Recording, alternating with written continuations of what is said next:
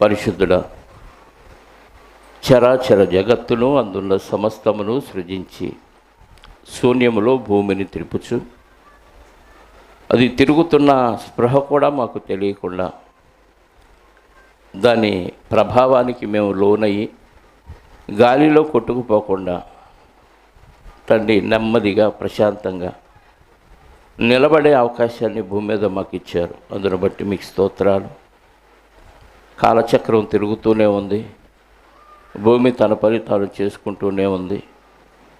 ఎంతోమంది ఈ భూమి మీద పుడుతున్నారు, ఎంతోమంది ఈ భూమిలో సమాధి అయిపోయారు. మేము ఇంకా సజీవంగా ఉన్నాం కనుక సరిచేసుకునే అవకాశాన్ని మాకు ఇచ్చారని సంతోషిస్తూ, ఇదిగోనైనా లేఖనాలు పరిశోధన చేస్తూ అందులోని శ్రేష్టమైన సంగతులు మేము గ్రహించి ఇతరులు చేసిన ఆ పొరపాట్లు తప్పులు మేము చేయకుండా తప్పు చేసిన వారిని చూసి దిద్దుకునే మనసును, ఒప్పు చేసిన వారిని చూసి ఆదర్శంగా తీసుకునే మనసును మాకు అనుగ్రహించండి. విని విడిచిపెట్టి వెళ్ళిపోకుండా వాక్యాన్ని మదిలో నింపుకొని వాక్యానుసారంగా నేను బ్రతుకుతున్నానా లేదా అనే ఆలోచన ప్రతి ఒక్కరిలో కలిగించి వారి పరివర్తన ద్వారా, వారి యొక్క ప్రవర్తన ద్వారా మీరే మహిమ, ఘనత, ప్రభావాలు ఆరోపించుకోనమని ఈ సందర్భంలో బోధిస్తున్న నన్ను మరుగుపరచండి.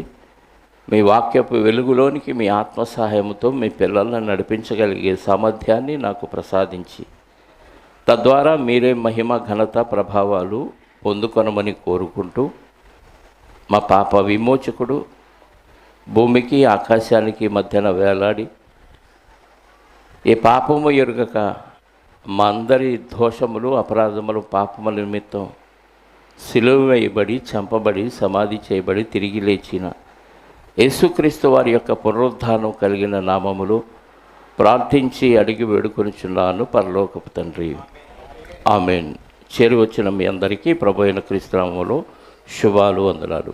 ఈరోజు మనం ఆలోచించబోయే అంశం పేరు లేఖనాలను ఎరిగిన యూదులు లేఖనానుసారంగా జీవించిన యేసుక్రీస్తుని ఎందుకు సిలువ వేశారు.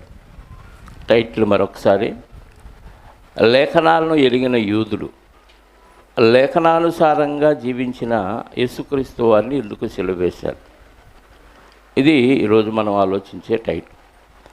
లేఖనాలు అనగానే పాత నిబంధనలో యేసుక్రీస్తు వారి గురించి వ్రాయబడినవన్నీ లేఖనాలే.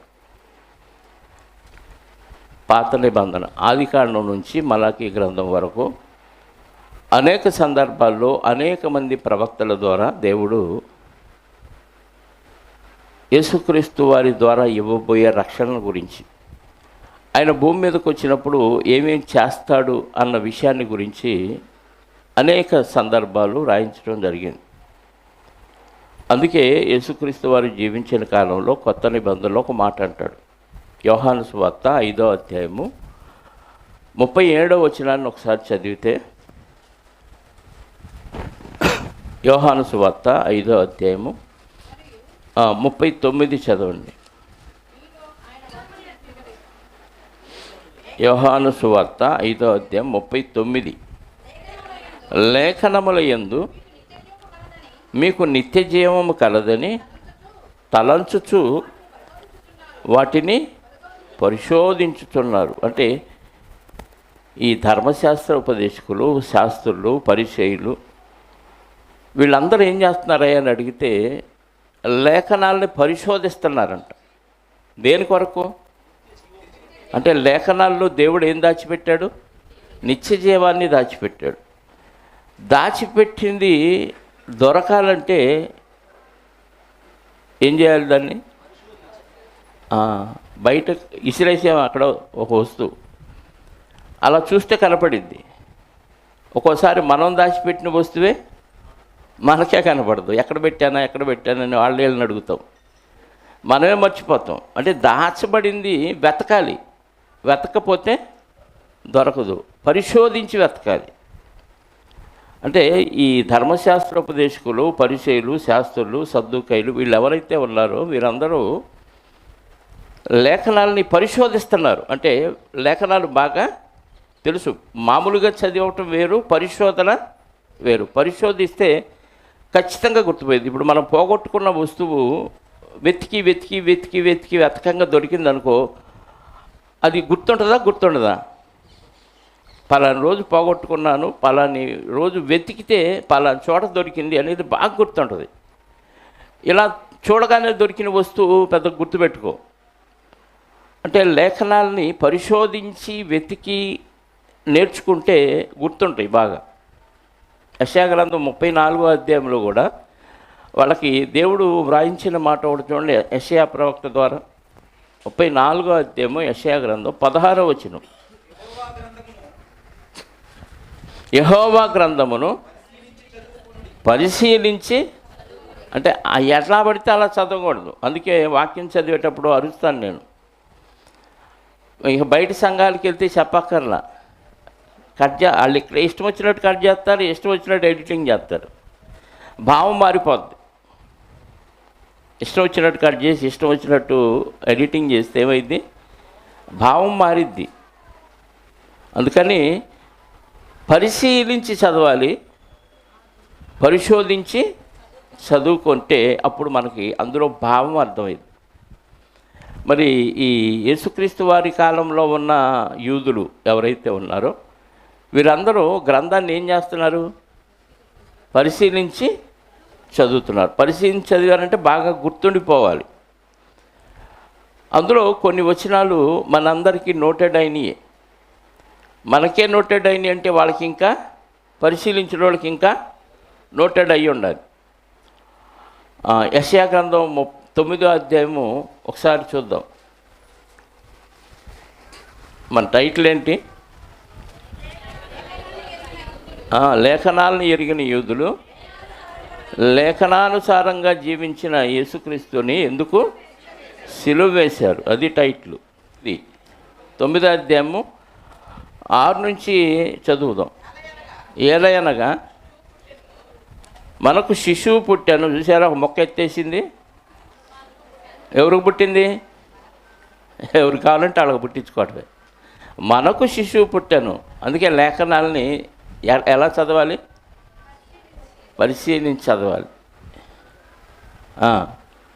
ఏలయనగా మనకు శిశువు పుట్టాను, మనకు కుమారుడు అనుగ్రహించబడిన. మనకు ఏలయనగా మనకు అంటే అక్కడ యూదుల గురించి వ్రాయబడిన మాట. లేఖనాల్లో ఇశ్రాయేలీయుల గురించి వ్రాయబడిన మాట. మనకు మనల్ని ఉద్ధరించడానికి, మనల్ని కాపాడటానికి, మనల్ని రక్షించటానికి ఒక శిశువు పుట్టాడు.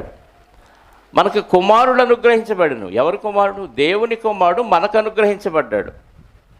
ఆయన అనుగ్రహించబడినప్పుడు ఆయన భుజముల మీద, అంటే దేవుని కుమారుడుగా ఉన్న యేసుక్రీస్తు వారు దేవుని కుమారుడు పుట్టినప్పుడు మనకు అనుగ్రహించినప్పుడు దేవుడు ఏం చేస్తాడంటే ఆయన భుజముల మీద రాజ్యభారం ఉండును.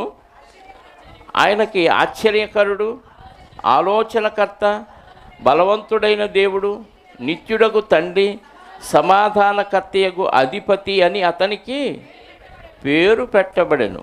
పేరు పెట్టబడును. పేరు అంటే నామం. నామం అంటే ఈ నామం. నామం అంటే ఏంటి? లక్షణాలు.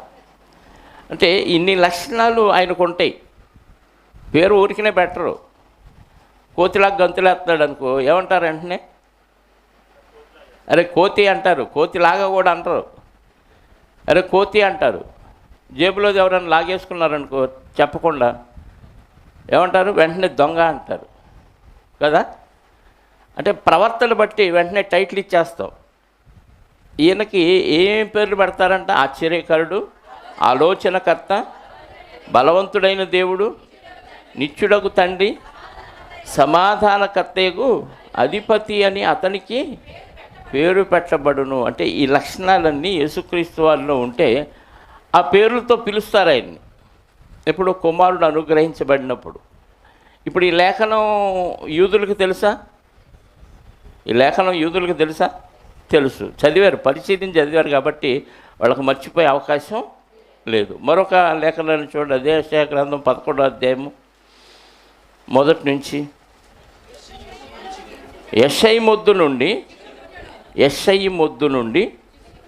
అంటే యెషయి గారి కుమారుడైన దావీదు గారి వంశంలో నుంచి ఒక చిగురు వస్తాడు. అక్కడ భావం ఏంటంటే యెషయి అనే ఆయన మొద్దు, ఆయన చెట్టు, ఎండిపోయిన చెట్టులో చిగురు వచ్చిందని కాదు. యెషయి వంశంలో నుంచి ఒక చిగురు పుడతాడు. యెషయి వంశం దావీదు గారితో ప్రారంభం తీసుకుంటే అక్కడ నుంచి అనేక మంది రాజులు వాళ్ళని పరిపాలించారు కదా. యెషయి మొద్దు నుండి చిగురు పుట్టును, వాని వేర్ల నుండి అంకురము ఎదిగి ఫలించును. యెహోవా ఆత్మ జ్ఞాన వివేకములకు ఆధారమగు ఆత్మ, ఆలోచన బలములకు ఆధారమగు ఆత్మ, తెలివి యెహోవా యందు భయభక్తులను పుట్టించు ఆత్మ అతని మీద నిలుచును. అంటే చిగురు అంటే అతను, చిగురు అంటే మనిషి, అతని మీద నిలుచు. అంటే యెషయి మొద్దు నుండి పుట్టే చిగురు ఏం చేస్తాడు అని అంటే తెలివి యెహోవా యందు భయభక్తులను పుట్టించు ఆత్మ అతని మీద నిలబడుతుంది. యెహోవా భయం అతనికి ఇంపైన సువాసనగా, అంటే దేవుడంటే భయము గొప్ప సువాసన. మనకి దేవుడంటే భయం లేదనుకోండి, మనకి గొప్ప దుర్వాసన. దేవుని భయం ఆయనకి ఇంపైన సువాసన. అంటే దేవుడంటే భయభక్తులు కలిగితే అది ఒక సువాసన జనాల్లో వ్యాపించింది. మనకు దేవుడంటే భయం లేదనుకోండి, మన దగ్గర నుంచి ఏ వాసన వ్యాపించింది? సమాజంలో దుర్వాసన వ్యాపించింది. ఇప్పుడు ఆయన పుట్టినప్పుడు దేవుని భయము అందరికీ తెలిసిపోద్ది. ఈయన దేవుడంటే అంత భయభక్తులు కలిగినోడు అనే ఒక సువాసనతో ఎందుకు పోల్చాడంటే, ఇక్కడ మనం సెంటు రాసుకున్నాం అనుకోండి, రూమ్ అంతా గుప్పమంటది. ఎవరో ఏదో గొప్ప సెంటు రాసుకున్నారని అందరూ పిలుస్తూ ఎవరైతే రాసుకున్నారో వాళ్ళ దగ్గరికి వస్తారు. అలాగే దేవుని భయం అనే సువాసన చుట్టూ వ్యాపించాలంటే ఈయన దేవుని భక్తుడు, ఈమె దేవుని భక్తురాలు అని సువాసన వెదజల్లాలి. భక్తుడిగా వేషం వేసుకొని దుర్వాసన వ్యాపిస్తే, అంటే యేసుక్రీస్తు వారు గురించి వ్రాయబడిన ప్రవచనాల్లో ఆయన దేవుని యందు భయభక్తులు కలిగి ఉన్న ఆ సందర్భం, ఆ సమాజం చూసినప్పుడు దేవుడు అంటే అంత భయభక్తులు కలిగాడరా, ఈయనకి ఎంత భయం అని అందరూ మెచ్చుకుంటారనమాట. అది అక్కడ రాయబడిన మాట. యెహోవా భయం అతనికి ఇంపైన సువాసనగా ఉండును, కంటి చూపును బట్టి అతడు తీర్పు, అంటే పైకి కనిపించే దాన్ని బట్టి తీర్పు తీర్చడం. మనం ఏం చేస్తాం? పైకి కనిపించే క్రియను బట్టో మాటను బట్టో చూసిన దాన్ని బట్టో ఈడు చెడ్డోడు, ఈడు మంచోడు అనుకుంటాం. చెడ్డోడు మంచి వైట్ వేసుకొని మృదువుగా మాట్లాడుతున్నాడు అనుకోండి, మెత్తగా మాట్లాడుతున్నాడు అనుకోండి, ఏమనుకుంటాం? ఈయన చాలా మంచోడు అనుకుంటాం. పిచ్చిగా ఉండి రఫ్గా ఉండి కఠినంగా మాట్లాడుతున్నాడు అనుకోండి, వాడిని చూసి ఏమంటాం? చెడ్డోడు అంటాం. ఇక్కడ ఆయన తీర్పు ఎలా ఉంటుందంటే, బయటికి కనిపించే దాన్ని బట్టి మంచోడా చెడ్డోడా, ఈడు తప్పు చేశాడా ఉప్పు చేశాడని చెప్పడం, హృదయాన్ని చూస్తాడు. ఆ లక్షణం ఆయనకు ఉంటుంది. కంటి చూపును బట్టి అతడు తీర్పు తీర్చడు, తాను వినిన దానిని బట్టి విమర్శ. కోర్టులో ఏంటి? సాక్ష్యాధారాలు చూసినవి విన్న దాన్ని బట్టే తీర్పు తీరుస్తాడు. కానీ ఇది చెప్పాడు కదా అని నమ్మేడు. వినిన దాన్ని బట్టి తీర్పు తీర్చడు, కంటి చూపును బట్టి తీర్పు తీర్చడు. మరి దేన్ని బట్టి? నీతిని బట్టి పేదలకు తీర్పు తీర్చును. ఈ నీతిమంతుడా కాదా? దేవుడిని నమ్మాడా కాదా? వీళ్ళ దగ్గర నుంచి సువాసన వస్తుందా దుర్వాసన వస్తుందా? దాన్ని బట్టి తీర్పు తీరుస్తాడంట. భూనివాసులలో దీనులైన వారికి యథార్థముగా విమర్శ చేయును. ఎందుకంటే భూమి మీద బతికే వాళ్ళలో పేదలైన వారికి న్యాయం దొరకదు, గొప్పోడికే న్యాయం దొరికింది. మొన్న హైదరాబాదులో ఒక అమ్మాయిని గుద్ది చంపేశారు, మెడికల్ స్టూడెంట్ని కదా. న్యాయం దొరకదు, వాళ్ళు ఇంతవరకు అరెస్ట్ కాలేదన్నారు. మరి పేదవారికి న్యాయం దొరకదు కాబట్టి ఈయన పుట్టినప్పుడు ఏం చేస్తాడంటే పేదవారిని ప్రత్యేకంగా కేటాయించి వాళ్ళకు న్యాయం తీరుస్తాడు. పట్టించుకోదు సమాజం పేదవారిని, ఉన్నవాడికే అందరం ఎక్కించింది, పేదవాడిని పట్టించుకోడు. కాబట్టి ఈయన వచ్చినప్పుడు ఏం చేస్తాడు? నీతిని బట్టి భూనివాసులకు పేదలైన వారికి యథార్థముగా విమర్శ చేయను, తన వాగ్దండము చేత లోకమును కొట్టును, తన మాట చేత లోకాన్ని కొడతాడు, తన పెదవుల ఊపిరి చేత దుష్టులను చంపును, అతని నడుముకు నీతి అనియు అతని తొంట్లకు సత్యమును నడికట్టుగా ఉండును. చాలండి. అంటే ఆయన పుట్టినప్పుడు భూమి మీద ఏ ఏ కార్యక్రమాలు చేస్తాడో యెషయా గారు మొద్దు నుంచి పుట్టిన చిగురు పుట్టినప్పుడు ఏం చేస్తాడో కొన్ని విషయాలు ఇక్కడ వ్రాయటం జరిగింది. ఇంకోటి అందరికీ తెలిసింది, 7వ అధ్యాయము 14 వచనం యెషయా గ్రంథం.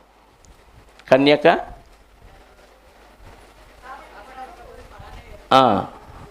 ఆయన తానే ఒక సూచన చూపును, ఆలకించుడి, కన్యక గర్భవతి కుమారుని కని అతనికి ఇమ్మానుయేలని పేరు పెట్టును. అంటే ఒక కన్యక పెళ్ళి కాకుండానే ఒక స్త్రీ బిడ్డను కంటది. అది సృష్టికి విరుద్ధం, జరగదు. కానీ జరిగిందంటే ఆయనకి ఇమ్మానుయేలని పేరు పెట్టాలి. ఆయన వచ్చినప్పుడు ఎలా వస్తాడు అంటే ఒక కన్యక గర్భవతి కుమారుని కంటది. అది మత్తయి సువార్తలో మనకు కనపడింది కదా. చదువుతారా? 1వ అధ్యాయము 22, 23. ఆమె ఒక కుమారుని కనును, తన ప్రజలను వారి పాపముల నుండి ఆయనే రక్షించును గనుక ఆయన యేసు అని పేరు పెట్టుదురు. ఇదిగో కన్యక గర్భవతి కుమారుని కనును, ఆయనకు ఇమ్మానుయేలని పేరు పెట్టుదురు. ప్రభు తన ప్రవక్త అయిన యెషయా గారి ద్వారా పలకబడిన మాట నెరవేరు. ఇవన్నీ సంభవిస్తున్నప్పుడు వాళ్ళకి ఏం గుర్తు రావాలి? ఆ సందర్భంలో బతుకున్న వాళ్ళకి ఈ ప్రవచనాలన్నీ జరుగుతున్నాయి వాళ్ళ కళ్ళ ముందు. యేసుక్రీస్తు కాలంలో జీవించిన యూదులు ఎవరైతే ఉన్నారో, లేఖనాలను బాగా పరిశోధిస్తున్న వారు ఎవరైతే ధర్మశాస్త్రోపదేశకులు, శాస్త్రులు, పరిచయులు, వీళ్ళంతా ఎవరైతే ఉన్నారో వాళ్ళకి లేఖనాలు బాగా తెలుసు కాబట్టి, ఓహో ఈ ప్రవచనం ఫలాందా, ఈ ప్రవచనం ఫలాందా, అందుకనే ఇక్కడ నెరవేరుతుంది అనిపించాలా లేదా? మనకి అనిపించింది కదా. ఫలానా నిన్ను గురించి తిట్టింది అనగానే ఎవరినో ఒక మాట అంటుంది అనుకో, బయటికి వెళ్ళి చూసావా ఆమె చెప్పింది కరెక్టే, తిట్టిందని చెప్పిన మాట నెరవేరింది, ఆమె తిడతాను చూసావు, ఇప్పుడే తిడతాను చూసావు అనుకుంటాం. ఆమె తిట్టేది వేరే ఆమెని. అంటే అన్ని లింక్ కలుపుకుంటాం. ఒక మాట ఎవడైనా వేస్తే ఇదిగో పులంటే అదిగో తోక, అంతే కదా. ఏదైనా ఒక రోమరు లేదా ఏంటది తెలుగులో పుకారు వచ్చిందనుకోండి, దానికి తగ్గట్టుగా ప్రవర్తించినట్టు కనపడితే చాలు ఎవరైనా. చూసాం ఆ రోజు వాళ్ళు చెప్పింది ఈరోజు మన కళ్ళతో చూస్తున్నాం అన్నట్టుగా అనిపించింది. ఈ లేఖనాల్లో వ్రాయబడినవన్నీ పరిశోధించిన వీళ్ళు మరి జరుగుతున్నప్పుడు, కళ్ళ ముందు జరుగుతున్నప్పుడు ఎందుకు ఆయన్ని అపార్థం చేసుకున్నారు?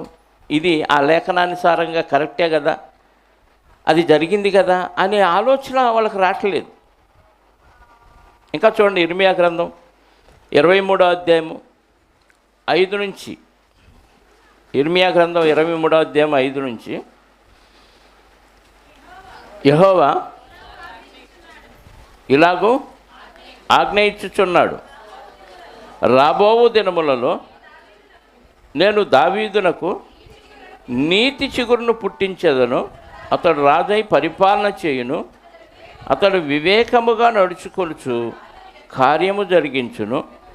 ఇందాక యెషయా మొద్దు నుండి చిగురు పుట్టునని చదివాం కదా.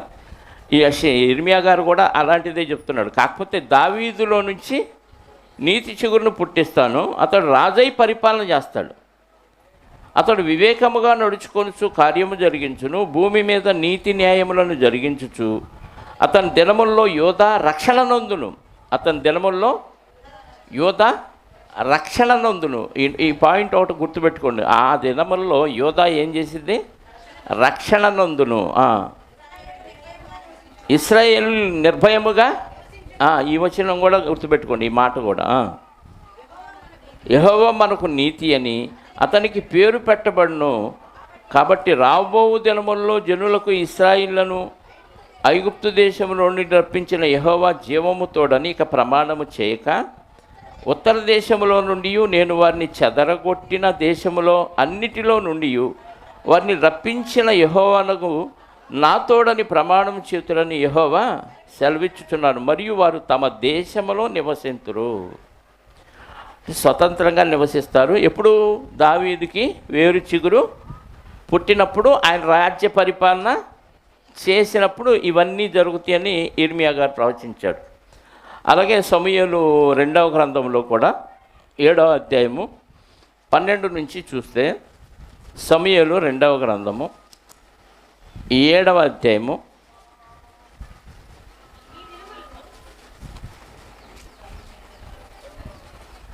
దావీదు గారితో చెప్తున్నాడు దేవుడు, నీ దినములు సంపూర్ణమగునప్పుడు నీవు నీ పితరులతో కూడా నిద్రించిన తరువాత నీ గర్భములో నుండి వచ్చిన నీ సంతతిని హెచ్చించి రాజ్యమును అతనికి స్థిరపరచెదను.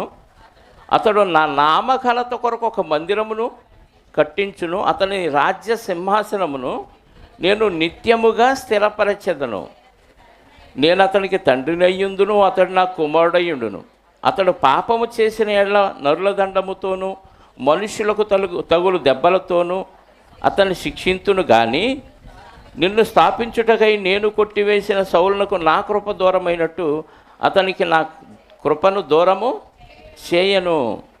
నీ మట్టుకు నీ సంతానమును నీ రాజ్యమును నిత్యము స్థిరమగును, నీ సింహాసనము నిత్యము స్థిరపరచబడును అనెను.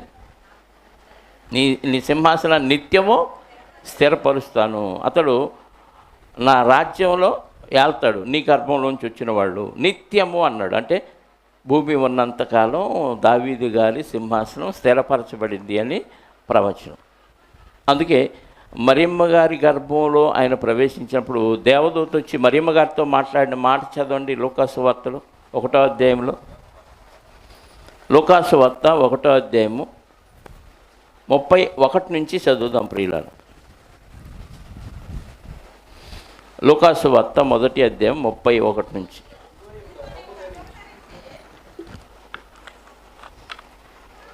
ఇదిగో నీవు గర్భము ధరించి కుమారుని కని ఆయనకు యేసు అని పేరు పెట్టుదువు. ఆయన గొప్పవాడై సర్వోన్నతుని కుమారుడు అనబడును. ప్రభు అయిన దేవుడు ఆయన తండ్రి అయిన దావీదు సింహాసనమును ఆయనకిచ్చును. ఆయన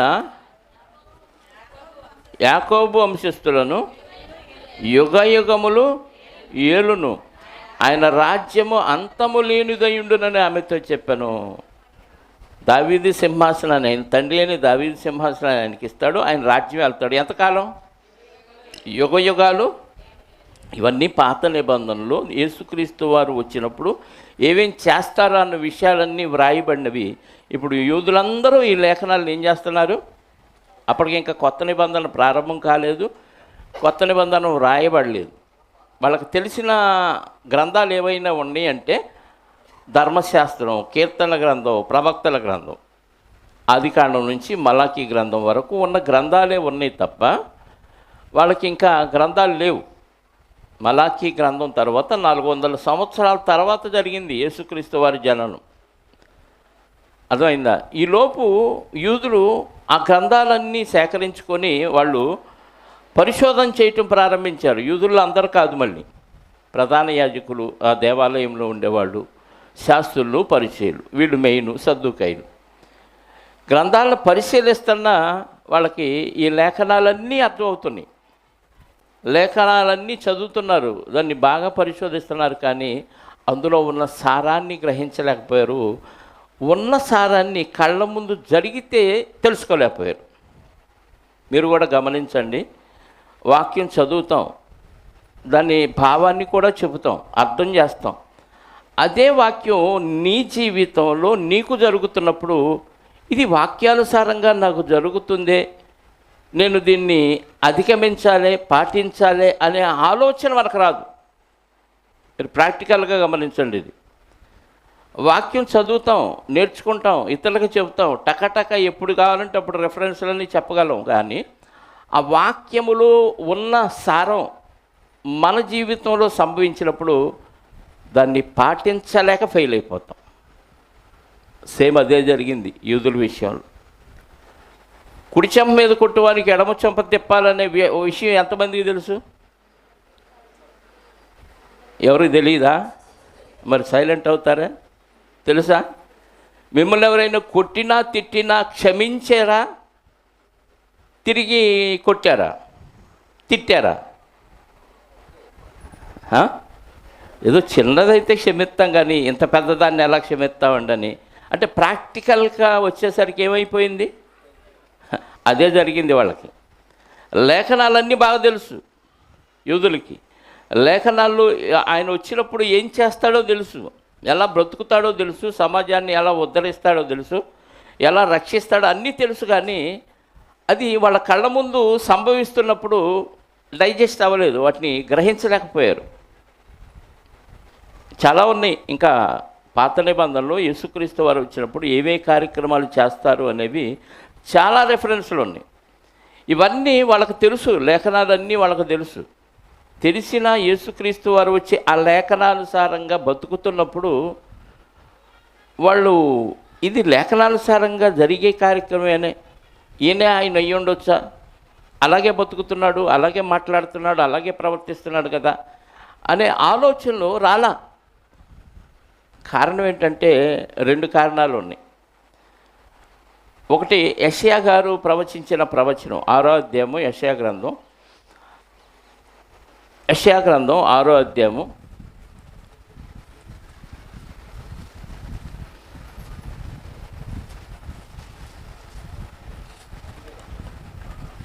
8వ వచనం 9వ వచనం.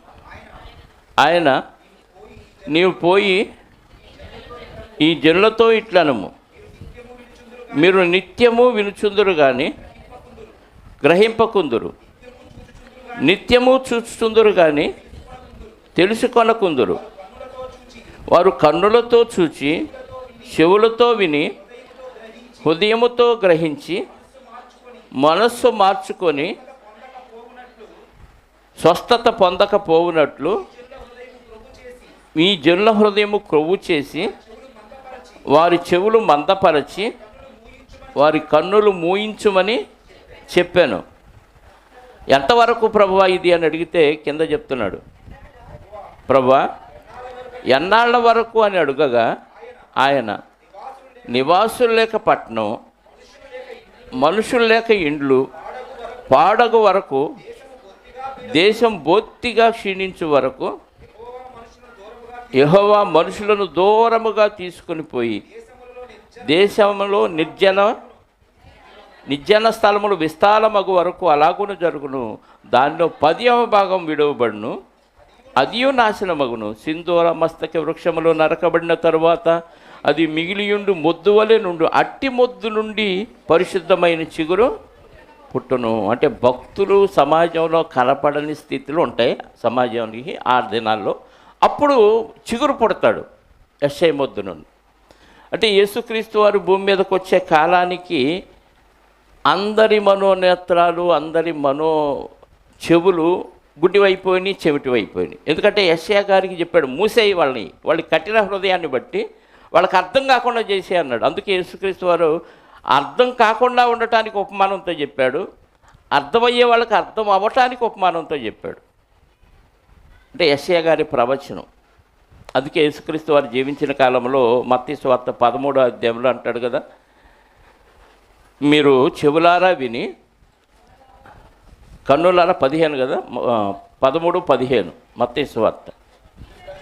ఈ ప్రజలు కన్నులారా చూచి, చెవులారా విని, హృదయముతో గ్రహించి, మనస్సు తిప్పుకొని నా వలన స్వస్థత పొందక ఉండునట్లు వారి హృదయము కొవ్వినది, వారి చెవులు వినుటకు మందమైనవి, వారు తమ కన్నులు మూసుకొని ఉన్నారు కనుక మీరు వినుమట్టుకు విందురు కానీ గ్రహింపరు, చూచుట మట్టుకు చూసుతుందురు కానీ ఎంత మాత్రమును తెలుసుకొనరు అని యెషయా చెప్పిన ప్రవచనము వీరి విషయమై.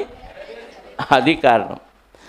లేఖనాలు తెలుసు, కానీ అపవాదికి అవకాశం ఇస్తే, హృదయాన్ని కఠినపరుచుకుంటే, నేను చేస్తుంది తప్పన్న విషయం వాడికి అర్థం కాదు. వింటారు, వాక్యం అర్థమైంది, రిపీట్ చేస్తారు, కానీ వాక్యము ఈ విషయాన్ని గురించి ప్రస్తావించింది, ఆ విషయంలో నేను ఫెయిల్ అనే విషయం తెలియదు. అందరిలో ఉంది ఈ లోపం. నేను ఆ విషయంలో ఫెయిల్ అన్న విషయం మనకు అర్థం కాదు. నేను పర్ఫెక్ట్, మిస్టర్ పర్ఫెక్ట్, వాళ్ళదే తప్పు, వాళ్ళదే తప్పు, వాళ్ళదే తప్పు, ఇదే ఆలోచన మనలో ఉంటుంది. ఆ రోజు ప్రధాన యాజకులు, శాస్త్రులు, పరిచయుల్లో ఇదే పూడుకుపోయింది. దేవుడు కావాలని వారి కఠిన హృదయం చేయలేదు. వారి హృదయాలోచన బట్టి ఇంకా వాళ్ళకి చెప్పిన అర్థం కాదు, వేస్ట్, వదిలే అన్నాడు. మీకు అర్థమవుతుందా? దేవుడు చెప్పడు కొన్ని సందర్భాల్లో. ఎందుకంటే ఎంత చెప్పినా వినకపోతే మానే అంటాడు. లేదు చెప్పకపోతే నీ తప్పైంది కదా, నువ్వు చెప్పాలి కదా అని అంటే ఆయన చెబుతాడు, చెప్పినా నీకు అర్థం కాదు, చేసేస్తాడు. అంతే. మనోనేత్రాలు గుడ్డితనం దేవుడే కలుగజేస్తాడు. వారి హృదయాన్ని మూచేస్తాడు, సీలేసేసాడు. ఇక అందుకే అర్థం కాలేదు. అందుకే ఉపమానంతో చెప్పినా వాళ్ళకి అర్థం కాలేదు, ఉపమానం చెప్పటాన్ని బట్టే అర్థం కాలేదు. అర్థమైందా? అంటే కళ్ళ ముందు జరుగుతున్నవి లేఖనానుసారంగా జరుగుతున్నాయి అనే విషయం వాళ్ళకి తెలిసినా నమ్మలేకపోయారు.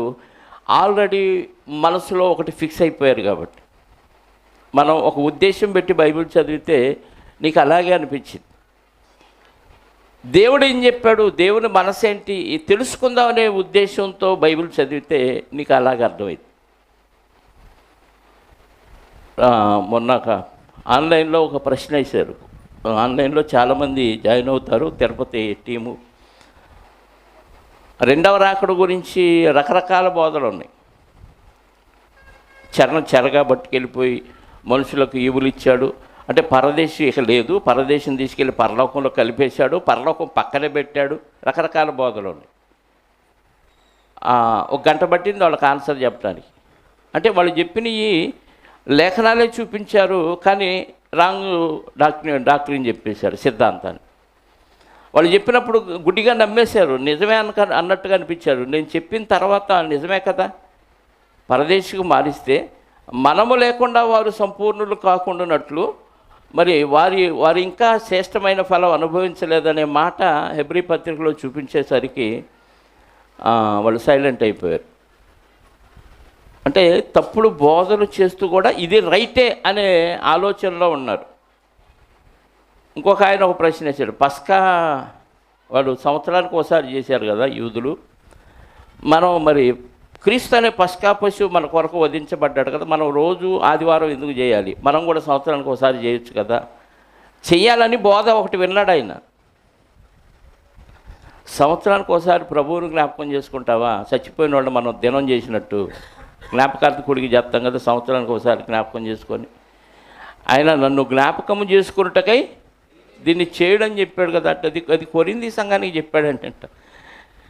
కొరింథీ సంఘానికి చెబితే నీకు వద్దా అంటే లేఖనాలు ఎలా వక్రీకరించి తప్పుడు బోధలు చేస్తున్నారో చూడండి. చాలా ఉన్నాయి.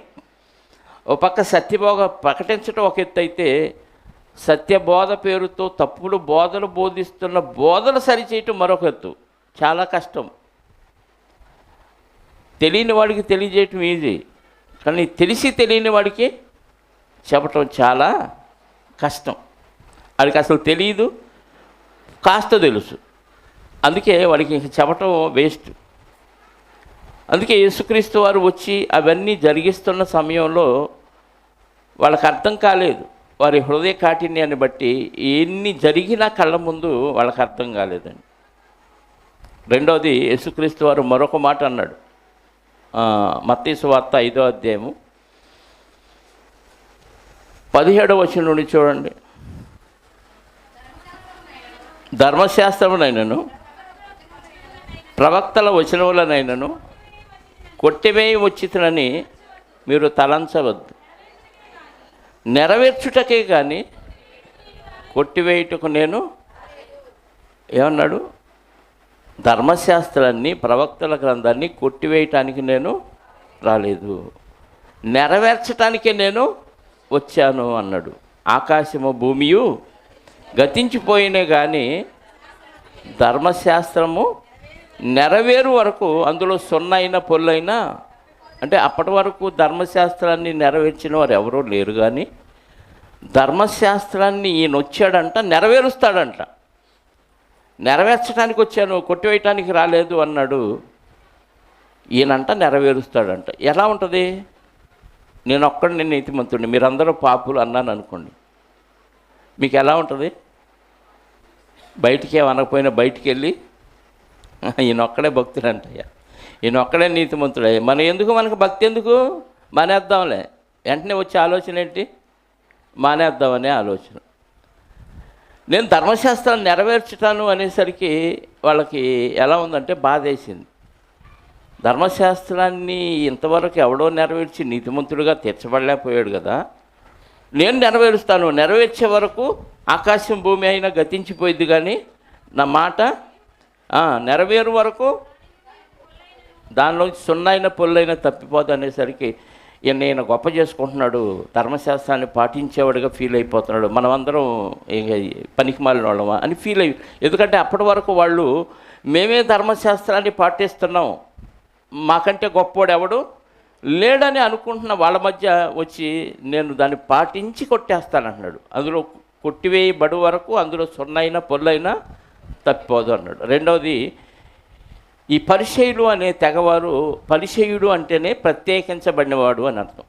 పరిసయ్యుడు అంటే లోకంతో మాకు సంబంధం లేదు, లోకమంతా పాపం, మేము ఒక్కడమే పరిశుద్ధులం అనే ప్రత్యేకంగా మడిగట్టుకొని ఉండేవాడు. కొంతమంది మీరు మమ్మల్ని తాకొద్దండి మైలబడిపోతాం అని, ఒకవేళ వాళ్ళు కూర్చున్న కుర్చీ అయినా వాళ్ళు నడిచిన వీధి అయినా శుభ్రం చేసి కానీ అందులో నడవరు. అంటే అంటరానితనాన్ని బాగా అమలు పరుస్తున్నవారు పరిసయ్యుడు.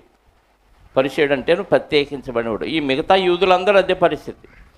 అందుకే సమరయ స్త్రీ దగ్గరికి వచ్చినప్పుడు యేసుక్రీస్తు వారు అన్నాడు, యూదులమైన మీరు సమరయలోనే మా దగ్గరకు వచ్చి మంచినీళ్ళు తాగుతారా అని అడిగింది. ఎందుకంటే సమరయులు యూదులే సాంగత్యం లేదు, వాళ్ళు వెలిసినట్టు చూస్తారు సమరయులు.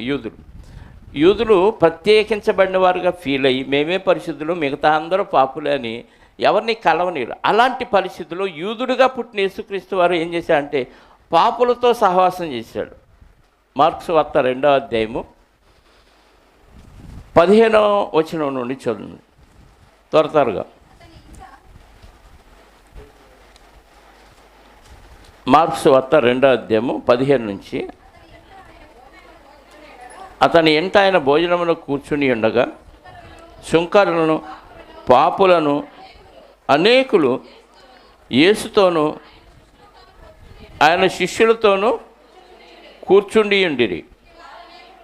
ఇట్టివారు అనేకులు ఉండిరి, వారాయనను వెంబడించువారై ఉండిరి. పరిసయ్యుల్లోనున్న శాస్త్రులు ఆయన సుంకర్లతోనూ పాపులతోనూ భుజించుట చూచి ఆయన సుంకర్లతోనూ పాపులతోనూ కలిసి భోజనము చేయుచున్నాడని ఏమని ఆయనను శిష్యులను అడగగా యేసు ఆ మాట విని, రోగులకే కానీ ఆరోగ్యం గల వారికి వైద్యుడు అక్కరలేదు, నేను పాపులనే పిలవచ్చి తినగాని నీతిమంతులను.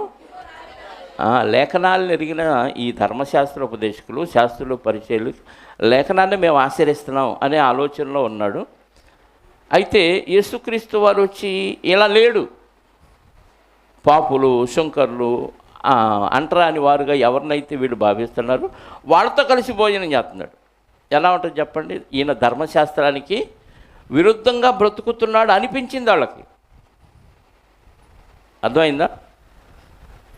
ధర్మశాస్త్రంలో ఏముంది? మీరు ప్రత్యేకించబడినవాడు, లోకం నుండి వేరైపోవాలి, లోకంతో సంబంధం ఉండకూడదు, లోకాశల్లో నుంచి మీరు దూరమయ్యి ప్రత్యేక జనాంగంగా సున్నతి పొందిన బిడ్డలుగా దేవుని జనాంగంగా మీరు మిమ్మల్ని కనపరుచుకోవాలి, దేవుడికి ఇష్టమైనట్టుగా బతకాలి, పాపం అంటకుండా బతకాలి అనేది ధర్మశాస్త్రానుసారం సారం. మేము బతుకుతున్నామనే భ్రమలో పేదవారిని, దిక్కులేని వారిని, పేదవారిని, విధవరాండ్రను కనికరించే విషయం మానేశారు. ఇది వాళ్ళల్లో వాళ్ళే, మళ్ళీ వాళ్ళల్లో పేదవారిని, వాళ్ళల్లో దిక్కులేని వారిని, వాళ్ళల్లో విధవరాండ్రనే కనికరించని వారు ఇంకా బయట వ్యక్తుల్ని పట్టించుకోరు. నిన్ను వల్ల నీ పొరుగువారిని ప్రేమించడం అనేది ధర్మశాస్త్రంలో ఉన్న సారం. అది కొత్త నిబంధనలో మాత్రమే లేదు, బైబిల్ మొత్తం సారం అదే. మరి ఆ విషయంలో వీళ్ళు ఏం చేశారు? ఫెయిల్ అయ్యారు. వీళ్ళు ఫెయిల్ అయింది కాక అందరినీ కలుపుకొని అందరితో సమాధానంగా ఉంటూ అందరి దగ్గరికి వెళ్ళి పేదవారి దగ్గర భోజనం చేస్తుంటే ఇది ధర్మశాస్త్రానికి విరుద్ధం అనిపించింది వాళ్ళకి. ఇప్పుడు ధర్మశాస్త్ర విరుద్ధమా ఆ కార్యక్రమం? ధర్మశాస్త్రానుకూలమా యేసుక్రీస్తు వారు చేసింది? చెప్పలా, అనుకూలమే కదా. నిన్ను వల్లే నీ పొరుగు వారిని ప్రేమించు. అందుకే మంచి సమరయుడు మనకి ఎగ్జాంపుల్ ఉంది కదా. ఒక ధర్మశాస్త్రోపదేశకుడు ఆ దారిని వెళుతూ కూడా పట్టించుకోవాలి. దొంగల చేత కొట్టబడిన ఒక వ్యక్తి గురించి. తర్వాత లేవీడు ఆ దారిని వెళుతూ కూడా కనీస బాధ్యత అది. ఎవడన్నా కానీ మనిషి కాబట్టి వాడిని ఆదుకోవాలి. ఇది మర్చిపోయారు వాళ్ళు. మర్చిపోయి కఠిన హృదయులు అయ్యి వాళ్ళు ధర్మశాస్త్రాన్ని పాటిస్తున్న యేసుక్రీస్తు వారిని అపార్థం చేసుకున్నారు. ఈయనేంటి ఇలా పాపులతోనూ సుంకర్లతోనూ కూర్చొని భోజనం చేస్తున్నాడు, ఇది విరుద్ధం కదా. ఇది దేవుడు పెట్టిన క్రమం, వాడు పెట్టుకున్న క్రమం. వాళ్ళు పెట్టుకున్న క్రమాన్ని వాక్యంగా భావించి ఇది వాక్య విరుద్ధం అని ఈయన శత్రువుగా చూడటం ప్రారంభించారు. అలాగే విశ్రాంతి దినాచారం. విశ్రాంతి దినమును పరిశుద్ధంగా ఆచరించండి, అందులో మీరు జీవనోపాధి అయిన ఏ పని మీరు చేయకూడదు అనేది ధర్మశాస్త్రం ఆజ్ఞ. కానీ యేసుక్రీస్తు వారు వచ్చి ఏం చేశారు? విశ్రాంతి దినాన్ని స్వస్థపరచడం మొదలుపెట్టాడు. నేను విశ్రాంతి దినానికి ప్రభు అయి ఉన్నాను. మార్క్స్ వార్త త్వరగా తీయండి, 2వ అధ్యాయం 23వ వచనం నుండి 23 నుంచి. మరియు ఆయన పంట చేలలో పడి వెళ్ళుచుండగా, విశ్రాంతి దినమున పంట చేలలో పడి వెళ్ళుచుండగా శిష్యులు మార్గమును దాటిపోవచ్చు వెన్నులు తుంచుచుండిరి. అందుకు పరిసయ్యులు, చూడుము, విశ్రాంతి దినమున చేయకూడదు వారు ఎలా చేయుచున్నారని వారిని అడిగాను. అప్పుడు ఆయన చెప్పాడు, దావీదు గారు వెళ్ళినప్పుడు అక్కడ సన్నిధి రొట్టెలు తిన్నారు కదా, వాళ్ళు ఎలా పాపులయ్యారు? అవ్వలేదు కదా. ఆకలి అయినప్పుడు ఆహారం తినొద్దని దేవుడు చెప్పాల. ప్రత్యేకంగా ఉండటం ఎలాగో నేర్చుకోవటానికి విశ్రాంతి దినాచారం పెట్టాడు తప్ప అసలు ఏ పని చేయొద్దు అని కాదు. మరి వీళ్ళెందుకు యేసుక్రీస్తు వారిని వెంబడెత్తున్నారు విశ్రాంతి దినం రోజు? దేవాలయంలో ఉండాల్సిన వాళ్ళు అంటే వీళ్ళు పాటించకపోగా మంచి కూడా చేయొద్దు అంటున్నాడు. విశ్రాంతి దినం రోజు అనేక మందిని యేసుక్రీస్తు వారు ఏం చేశాడు? స్వస్థపరిచాడు. విశ్రాంతి దినం మేలు చేయటం మంచిదే. విశ్రాంతి దినం పెట్టిందే మేలు చేయటానికి, మంచిగా బతకటానికి. అసలు ఏమీ చేయకూడదని భీష్మించు కూర్చున్నారు.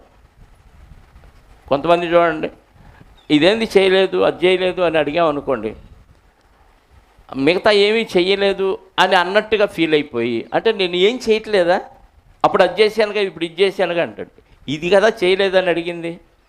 వాటి గురించి ఎందుకు అంటే ఎగ్గొట్టడానికి కలుపుకుంటారు అంతే. ఇట్లాంటి లాజిక్ పాయింట్లు నా దగ్గర బాగా దొరికిపోతారు. అర్థమైందా? అసలు అక్కడ విశ్రాంతి దినమున ఏమీ చేయొద్దన్నాడా?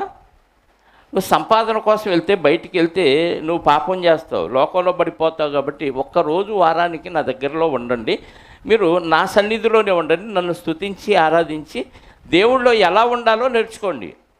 అంటే మంచిగా బతకడం నేర్చుకోమనే కానీ అసలు ఏం చేయొద్దని కాదు కదా. అందుకే యేసుక్రీస్తు వారు చెప్పాడు వాళ్ళకి, మీ పశువు కానీ మీ దూడ కానీ ఏదైనా గుంటలో పడితే విశ్రాంతి దినాన తీరా. ప్రమాదం జరిగినప్పుడు మంచి చేయటం మేలే కానీ కీడు కాదు. పైగా నేను విశ్రాంతి దినానికి ప్రభువునై ఉన్నాను అన్నాడు. 3వ అధ్యాయము 1 నుంచి 6 వచనాలు చూడండి. అదే మార్క్స్ వార్త త్వరగా. ఆయన మరలా ప్రవేశించగా ఓస చేయగలవాడు ఒకడు ఉండెను. అచ్చటి వారు ఆయన మీద నేరం మోపవాలని ఉండి విశ్రాంతి దినమున వారిని స్వస్థపరచునేమో అని ఆయనను కనిపెట్టుచుండిరి. ఆయన, నీవు లేచి నీ మధ్యన నిలవబడమని ఓస చేయగలవానితో చెప్పి వారిని చూసి, విశ్రాంతి దినమున మేలు చేయుట ధర్మమా, కీడు చేయుట ధర్మమా, ప్రాణరక్షణ ధర్మమా, ప్రాణహత్య ధర్మమా అని అడిగాను. అందుకు వారు ఊరకుండిరి. ఆయన వారి హృదయ కాఠిన్యమును కాఠిన్యమునకు దుఃఖపడి కోపముతో వారిని కలయి చూసి, నీ చెయ్యి చాపమనగా అది బాగుపడాను. ఆ మనుష్యులతో చెప్పాను, వాడు తన చెయ్యి చాపగా అది బాగుపడను. పరిసయ్యులు వెలుపలికి పోయి వెంటనే హేరోదీయులతో కలుసుకొని ఆయనను ఎలాగో సంహరించమని. ఇది మంచి చేస్తే కోపం ఎందుకు? హృదయం కఠినపరచబడితే మంచి చేసినా కోపమే వచ్చింది. హృదయం బాగలేదు, అన్నిటికంటే ఘోరమైన వ్యాధి. దాన్ని సరి చేసుకుంటే అన్నీ చక్కగా కనపడతాయి. నాలో దుర్మార్గత ఉంటే అందరూ దుర్మార్గులాగానే కనపడుతుంది. అందరినీ అనుమానిస్తాం. నేను పరిశుద్ధంగా ఉంటే అందరూ చెడ్డోళ్ళు కూడా మంచివాడు అనిపిస్తుంది మాకు. అందుకే నువ్వు అందరినీ నమ్ముతావు అని అంటారు నన్ను. నమ్మమనే ప్రభు చెప్పాడు. మనిషిని నమ్మకపోతే ఇంకెవరిని నమ్ముతాం చెప్పండి? దేవుడిని నమ్మామంటే మనిషిని నమ్మాలి. మనిషిని నమ్మి దేవుడు చేయమన్నా మేలు చేయాలి. ఆ మేలు చేశాడు యేసుక్రీస్తు వారు. దానికి చంపేయాలన్నంత కోపం వచ్చిద్దా? చెప్పండి. మేలు చేయటం విశ్రాంతి దినం రోజు ఒక మంచి వ్యక్తిని అమ్మయ్య ఇప్పటిదాకా ఎవడో చేయలేని ఈ పని ఈయన వచ్చి చేశాడురా, మన యూదుడు చేశాడని సగర్వంగా గర్వించాల్సిన ఆ ధర్మశాస్త్రోపదేశకులు, శాస్త్రులు, పరిచయులు చంపేయాలన్నంత కోపం పెట్టుకున్నారా? హేరోదీలతో కలుసుకున్నారంట. వెళ్ళి ఎలా చంపుదామా ప్లాన్ వేస్తాం. వెళ్ళి చంపేయాలంత పాపం అది. బాగు చేయటం, మంచి చేయటం చంపేసే అంత పాపమా? అంతేనండి. మేలు ఎలా ఉంటుందంటే పగ ప్రతీకారాలకు దారితీసింది. అప్పులు ఇస్తారు, కొంతమంది అడుగుతారు. 10 సార్లు 20 సార్లు అడగగానే తీసుకున్న వాడికి ఏమొచ్చింది చెప్పండి? ఏమంటారు అప్పుడు డైలాగులు? ఇస్తామా, ఎగ్గొట్టిపోతామా, పోతామా, ఇస్తాం ఏందంట, ఇవాళ కాబట్టి రేపు ఇస్తాం. అయ్యా ఇబ్బంది ఉంది, ఇలా పోతున్నాం, ఆ బతిమలాట ఉండదు. ఎగ్గొట్టడానికి అడ్డదిడ్డంగా మాట్లాడతారు. నీ చేత ఏం చేసుకోపో అంటారు. లేకపోతే కోర్టులకు వెళ్ళి గొడవలు పడి సాక్ష్యాధారాలు లేక ఈ తిప్పలెందుకులని సైలెంట్గా ఉండేవాళ్ళు సైలెంట్గా ఉంటారు. అంటే మేలు జరిగినా కానీ దాన్ని గ్రహించి మేలుకు తగ్గ మేలు చేసే ఆలోచన లేకపోగా కీడు చేసే ఆలోచన వచ్చింది. ఈయన చేసిన మంచి పనికి వాళ్ళు ఏమన్నారు? ఎలాగో సంహరించమని ఆలోచన చేయటం ప్రారంభించారు.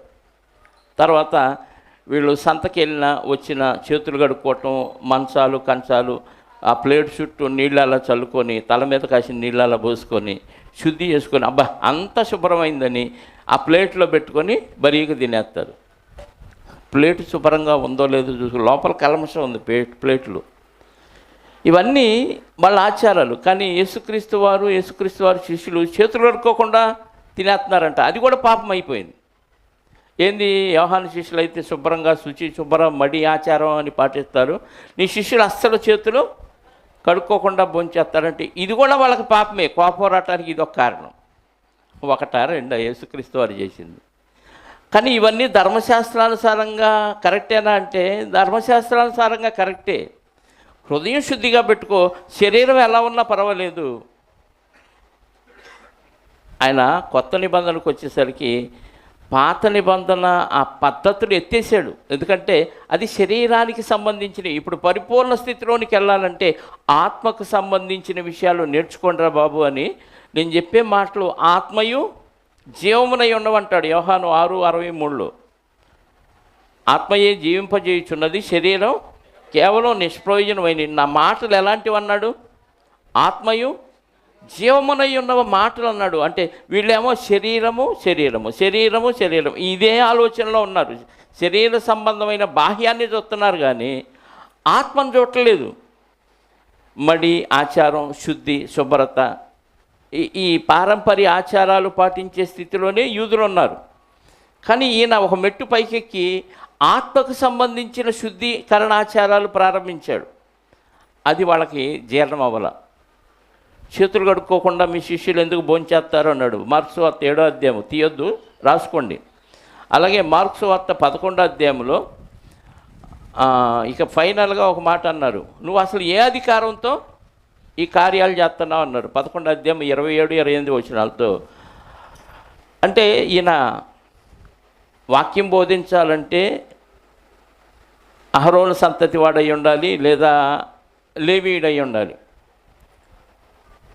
ఈయన యూదుడుగా ఉండి యోధా గోత్రంలో పుట్టి ఇవన్నీ చేస్తున్నాడు.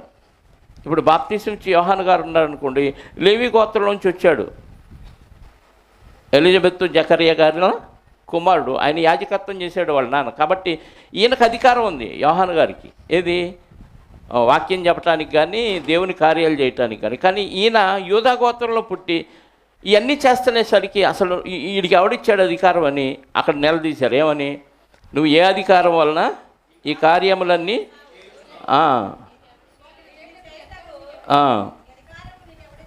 ఎవడిచ్చినని అడిగాను. ఇలా యేసుక్రీస్తు వారు ప్రతి విషయంలో వాక్యానుసారంగా చేస్తున్నప్పటికీ వాళ్ళకి ఎలా అనిపించింది చెప్పండి? ఎలా అనిపించింది? ధర్మశాస్త్రానికి వ్యతిరేకంగా బతుకుతున్నాడు, ప్రవర్తిస్తున్నాడు అనే ఆలోచనే వచ్చింది. పైగా వీళ్ళు వేసిన మొట్టమొదటి రాంగ్ స్టెప్ ఏంటంటే, దావీదు వంశంలో నుంచి మిమ్మల్ని ఏలే రాజు వస్తాడు. దావీదు గారి దగ్గర నుంచి యూదులను పరిపాలించిన ప్రతి రాజు శత్రురాజుల నుంచి వీళ్ళని రక్షించాడు. దావీదు గారు అయితే కత్తి పట్టుకుంటే 10,000 మందిని ఒకేసారి హతమార్చాడు. శత్రువుల భయం లేకుండా ఏ ఒక్క రాజు వీళ్ళ వైపు తొంగి చూడకుండా యుద్ధాలు చేసి వాళ్ళ నోర్లు మూపించాడు. వాళ్ళ నుంచి పన్ను కట్టించుకున్నారు. కొంతమంది రాజులు అక్కడక్కడ విధేయులైన యూదులను పరిపాలించిన రాజుల్లో దాదాపు 19 మంది రాజులు అక్కడక్కడ కొంతమంది అవిధేయులైన ఎక్కువ మంది దేవునికి ఇష్టకరంగా బతుకుతూ ఈ వీళ్ళందరినీ భక్తిలో నడిపించే విధానంలోనే ఉన్నారు. కానీ వాళ్ళ అవిధేయత వలన వీళ్ళందరినీ చెరలోనికి పంపించాడు. క్రీస్తు పూర్వం 586లో బబులోను సామ్రాజ్యానికి వాళ్ళు బానిసలుగా కొనిపోబడ్డారు. అంటే వీళ్ళు వాక్యానుసారంగా కాస్తో కూస్తో బతుకుతున్నారు. ఎవరు? యూదులు. ఎందుకంటే వాళ్ళని నడిపించే రాజులు కాస్త కూస్తో భక్తి మర్యాదలతో ఉన్నారు కాబట్టి, శత్రురాజుల నుంచి రక్షించారు కాబట్టి, ఇప్పుడు ఈ ప్రవచనాలన్నీ ఎరిగిన వీళ్ళు యూదులు ఏం చేశారంటే, మమ్మల్ని ఏలే రాజు ఇలాగే వస్తాడు, ఎలా? కత్తి పట్టుకొని సింహాసనం మీద కూర్చొని లేకపోతే గుర్రం ఎక్కి యుద్ధానికి వెళ్ళి శత్రువుల నుంచి మమ్మల్ని రక్షిస్తాడు అనే ఆలోచనలో ఉన్నాడు. నీ ఆలోచనకు తగ్గట్టుగా వాక్యం ఉండదు. వాక్యానికి తగ్గట్టుగా నీ ఆలోచన మలుచుకోవాలి. వాళ్ళు యేసుక్రీస్తు వారు వచ్చి వాక్యానుసారంగా బతుకుతున్నా ఎందుకు అపార్థం చేసుకున్నారంటే, వీళ్ళ మైండ్లో ఒకటి ఫిక్స్ అయిపోయింది. ఏంటి? మమ్మల్ని రక్షించే రక్షకుడు వస్తాడు, మా విమోచకుడు వస్తాడు, మమ్మల్ని శత్రువుల నుంచి కాపాడుతాడు.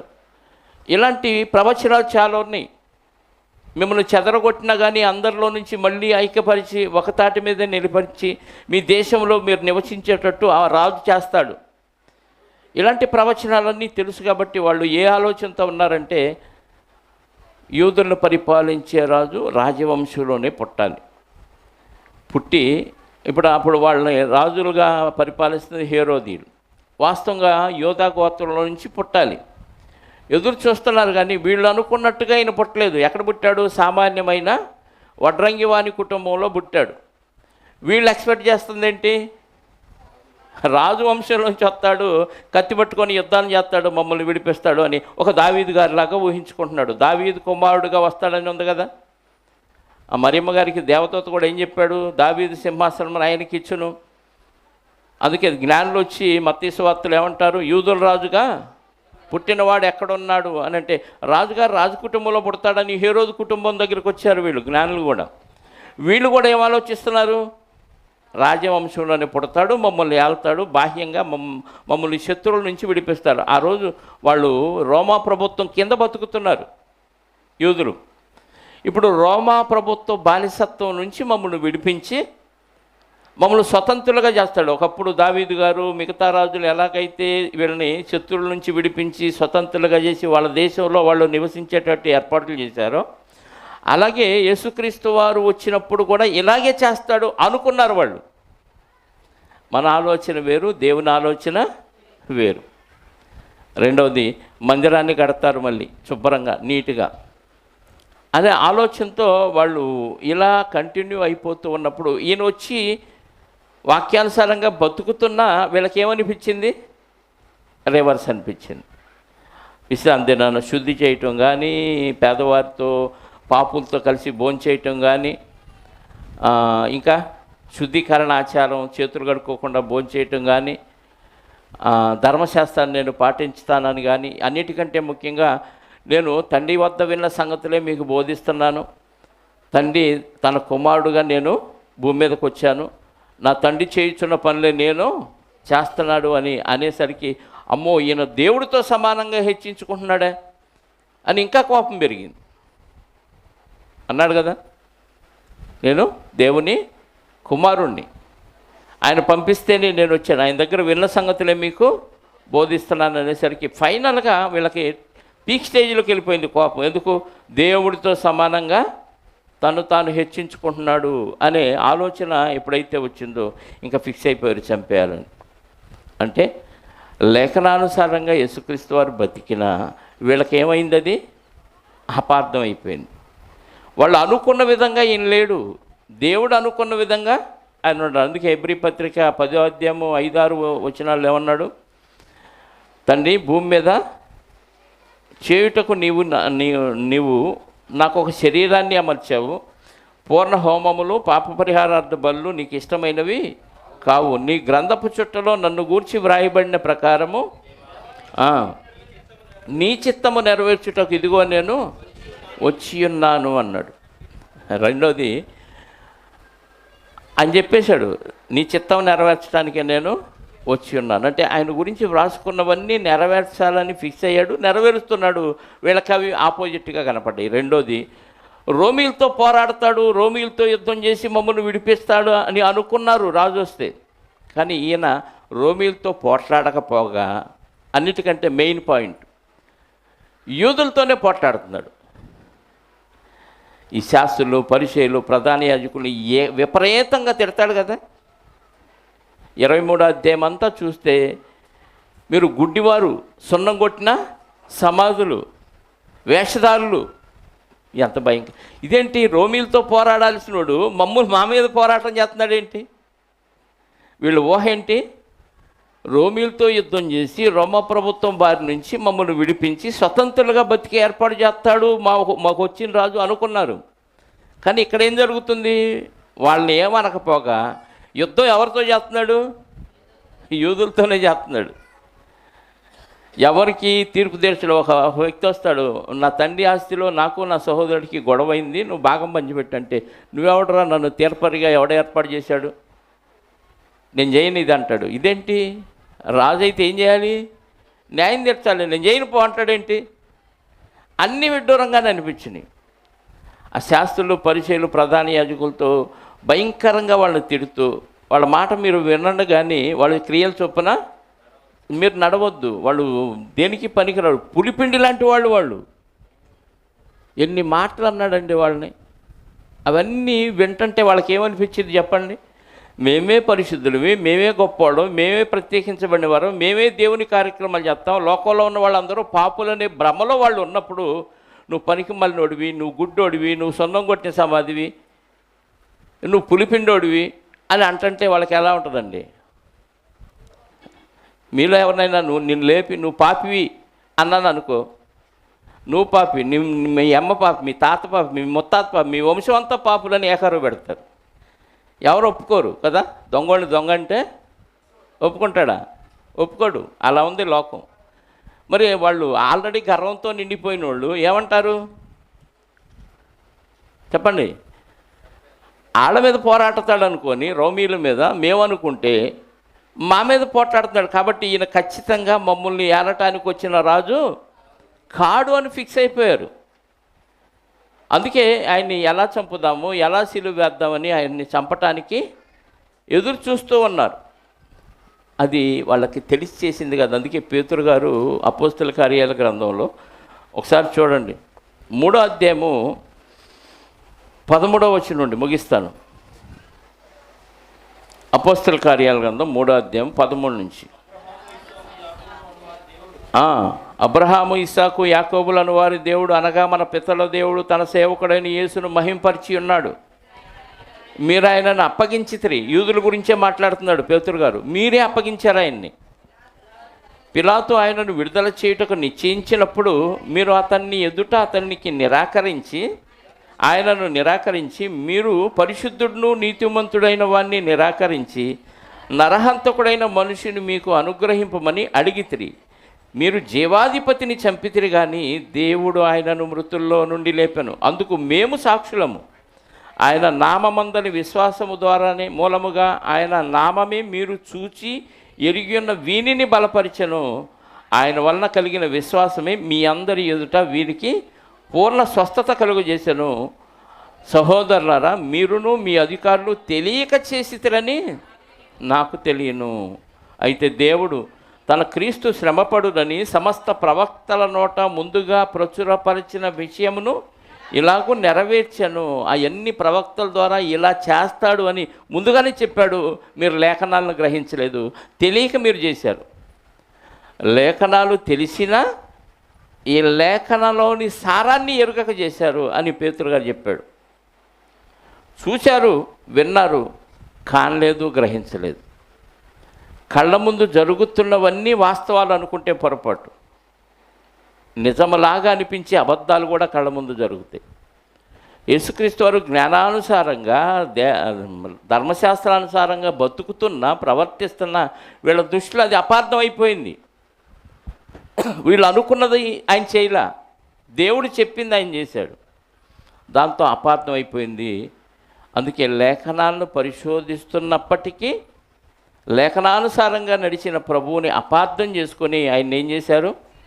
సిలువ వేశారు. ఈరోజు మనం కూడా వాక్యానుసారంగా బతికితే లోకం మనల్ని గట్టిగా పట్టించుకోదు. పట్టించుకోకపోగా నిందలు వేసి అవమానపరిచి మహాసభకు అప్పగించే పరిస్థితులు వస్తాయి. ఇది నిజమైన క్రైస్తవుడికి సంభవించేది. యేసుకి ఏదైతే సంభవించిందో ఆ రోజుల్లో నిజమైన క్రైస్తవుడికి నువ్వు మంచి చేయి, చెడే ఎదురైంది. నువ్వు మేలు చేయి, నీ కీడే వచ్చింది. అది సహించి తట్టుకున్నవాడే నిజమైన క్రైస్తవుడు అవుతాడు. ఆయనే ప్రభు పునరుత్థానంలో పాలువాడవుతాడు.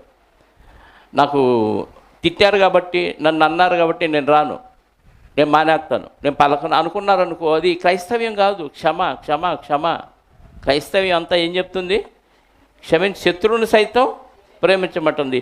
ఆయన ప్రేమించాడు వాళ్ళని, కాకపోతే వాళ్ళని గద్దించాడు. ఎందుకు? సరి చేసుకుంటారని. వాళ్ళు చెప్పిన మాట వినండి, కానీ వాళ్ళ క్రియల చొప్పున చెయ్యొద్దు అన్నాడు. చెప్పాడు ఆయన. అన్ని లేఖనానుసారంగా బతుకుతూనే నేను ఇలా బ్రతుకుతున్నాను, నా తండ్రి చెప్పాడు, నేను చేస్తున్నాను ప్రత్యక్షంగా వాళ్ళకి చెప్పాడు. చివరికి తిరిగి లేచిన తర్వాత కూడా లోకసువార్త 24:44లో ధర్మశాస్త్రంలోను ప్రవక్తల గ్రంథాల్లోనూ కీర్తనలోనూ నన్ను గూర్చి వ్రాయబడినవన్నీ నెరవేరవలనని మీ యొద్ద ఉండినప్పుడు చెప్పిన మాటలు ఇప్పుడు నెరవేరినవని మీతో నిశ్చయముగా చెప్పుచున్నాను అన్నాడు. నెరవేర్చాలని చెప్పాను, నెరవేరుస్తూ ఉన్నాను. ఇప్పుడు చనిపోయి తిరిగి లేచి ఏమంటున్నాడు? నెరవేర్చేశాను అంటున్నాడు. అంటే లేఖనాలన్నింటినీ నెరవేర్చిన ప్రభువారిని అర్థం చేసుకున్నారా, అపార్థం చేసుకున్నారా? అపార్థం చేసుకున్నారు. నిజమైన క్రైస్తవుని లోకం అపార్థమే చేసుకుంటుంది. అయినా తట్టుకొని నిలబడిన వాడే నిజమైన క్రైస్తవుడు. లేఖనానుసారంగా బతికితే నిన్ను కూడా చంపుతారు, చీదరించుకుంటారు, చిరాకు పడతారు, అసహించుకుంటారు, అవసరమైతే చంపేస్తారు. అర్థమైందా? ప్రార్థన చేసుకుందాం. పరిశుద్ధుడు అయిన మా పరలోకపు తండ్రి, మహోన్నతుడా, మీ ఘనమైన శ్రేష్టమైన ఉన్నతమైన నామాన్ని బట్టి స్తోత్రాలు. లేఖనములు యందు నిత్యజీవం కలదని తలంచి దాన్ని పరిశోధించిన యూదులు లేఖనానుసారంగా తన కళ్ళ ముందు ప్రవర్తిస్తున్న ప్రభువును అపార్థం చేసుకున్నారు. ఈనాడు క్రైస్తవ్యం కూడా లోకంలో అలాగే ఉంది. నిజమైన క్రైస్తవ్యం బయటికి రావట్లేదు, కానీ అబద్ధ క్రైస్తవ్యం వేళ్ళూనుకు పోయింది.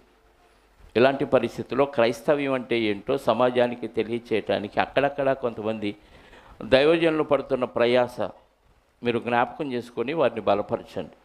ఇదిగోనైనా నిజమైన క్రైస్తవుడు లోకంలో శ్రమ అనుభవించాలి అని, ఇట్టి శ్రమలు అనుభవించడానికే మేము పిలువబడ్డామని లేఖనాలను బట్టి మేము అర్థం చేసుకొని, ఆనాడు ప్రభువుని ఎలాగ అర్థం చేసుకున్నారో ఈరోజు సమాజం మమ్మల్ని కూడా అలాగే అర్థం చేసుకుంటుంది అన్న విషయాన్ని ఎరిగి క్రీస్తు వైపు చూస్తూ మా ఎదుట ఉంచబడిన పరుగు పందెంలో ముందుకు సాగే దృఢ నిశ్చయతను మాలో కల్పించమని కోరుకుంటూ వచ్చిన బిడ్డలందరినీ జ్ఞాపకం చేసుకోండి. వారి వారి విశ్వాస పరిమాణాన్ని బట్టి, వారి చేస్తున్న క్రియలను బట్టి, వారి హృదయ ఆలోచనలను బట్టి తగిన ఫలాన్ని వారికి అనుగ్రహించండి. వచ్చిన బిడ్డలందరినీ సురక్షితంగా వారి గృహాలకు చేర్చండి. వచ్చిన బిడ్డల్లో ఎవరెవరికి ఎలాంటి అవసరాలు ఉన్నాయో, ఎవరెవరికి ఎలాంటి అనారోగ్యం ఉందో, ఎవరెవరికి ఎలాంటి ఆర్థిక స్థితి బలహీనంగా ఉందో వారందరికీ సహాయం చేయండి. మీ చిత్తానుసారంగా ప్రతి ఒక్కరి జీవితాలను మెరుగుపరిచి మీ యందు ఆసక్తి కలిగి మిమ్మల్ని హత్తుకొని ముందుకు సాగే భాగ్యాన్ని ప్రతి బిడ్డకు అనుగ్రహించమని, వచ్చిన బిడ్డలందరినీ జ్ఞాపకం చేసుకొని జరగవలసిన కార్యక్రమాలన్నీ వారి చేత మీరు జరిగించమని కోరుకుంటూ, మా రక్షకుడు మా పాప విమోచకుడు నైన యేసుక్రీస్తు వారి యొక్క కృతజ్ఞత కలిగిన నామములో ప్రార్థించి అడిగి వేడుకొనిచున్నాను పరలోకపు తండ్రి, ఆమేన్. మనందరి కన్న తండ్రి అయిన దేవుని ప్రేమ, ఆయన ప్రియ కుమారుడైన యేసుక్రీస్తు వారి యొక్క కృప, మనందరి ఆదరణకర్త అయిన పరిశుద్ధాత్ముని అన్యోన్య సహవాసము ఇప్పుడు ఎల్లప్పుడూ సకల పరిశుద్ధులకు సదాకాలము తోడయుండి నడిపించునుగాక, ఆమేన్. అందరికీ యేసుక్రీస్తు నామములో శుభాలు, వందనాలు. అందరూ